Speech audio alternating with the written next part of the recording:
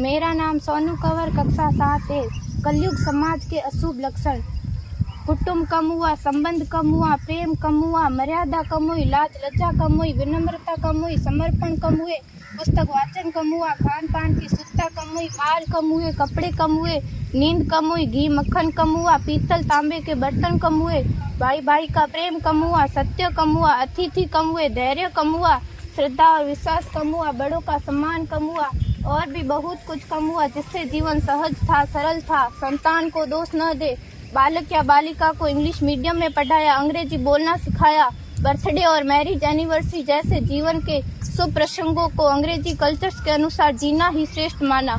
माता पिता को मम्मी डैड कहना सिखाया। जब अंग्रेजी कल्चर से परिपूर्ण बालक या बालिका बड़ा होकर आपको समय नहीं देता, आपकी भावनाओं को नहीं समझता, आपको तुच्छ मानकर आपसे जुबान लड़ाता, जब आपको बच्चे में कोई संस्कार नजर नहीं आता, तब घर के वातावरण को गमगीन किए बिना, संतान को दोष दिए बिना एकांत में जाकर रो लीजिएगा, क्योंकि पुत्र या पुत्री की पहली वर्षगांठ से ही भारतीय संस्कारों के बजाय, मंदिर जाने के बजाय केक कैसे काटा जाता है, यह सिखाने वाले आप और अम्मी है। जब बच्चा पहली बार घर से बाहर निकलता है तो प्रणाम और आशीर्वाद के बदले बाय बाय कहना सिखाने वाले आप और अम्मी है। हम परीक्षा देने जाते समय इष्ट देव बड़ों के पैर छूने के बदले बेस्ट ऑफ लक कहकर परीक्षा भवन तक छोड़ने वाले आप और अम्मी है। बालक या बालिका के सफल होने पर घर में परिवार के साथ बैठकर खुशियां मनाने के बदले होटल में पार्टी मनाने की प्रथा को बढ़ावा देने वाले आप और अम्मी है। बालक या बालिका के विवाह के पश्चात कुल देवता देव दर्शन भेजने से पहले हनीमून के लिए फॉरेन टूरिस्ट स्पॉट भेजने की तैयारी करने वाले आप और अम्मी है।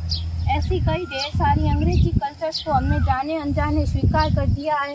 अब तो बड़े बुजुर्गों के पैर छूने में भी शर्म आती है। गलती किसकी? मात्र आपके माता और पिता की। अंग्रेजी अंतर्राष्ट्रीय भाषा है से काम का जेतु सीखना है, अच्छी बात है, लेकिन इसकी संस्कृति को अपने जीवन में उतारने की तो कोई बाध्यता नहीं थी। अपनी समृद्ध संस्कृति को त्याग कर नैतिक मूल्यों, मानवीय संवेदनाओं से रहित अन्य सभ्यताओं की जीवन शैली अपनाकर हमने क्या पाया? अवैध संबंध, टूटते रिश्ते, व्यसन युक्त धन, थके हारे मन, छल भरे रिश्ते, अनुशासनहीन संतानें, असुरक्षित समाज। एक बार विचार जरूर कीजिएगा कि संस्कारवान पीढ़ी क्यों आवश्यक है।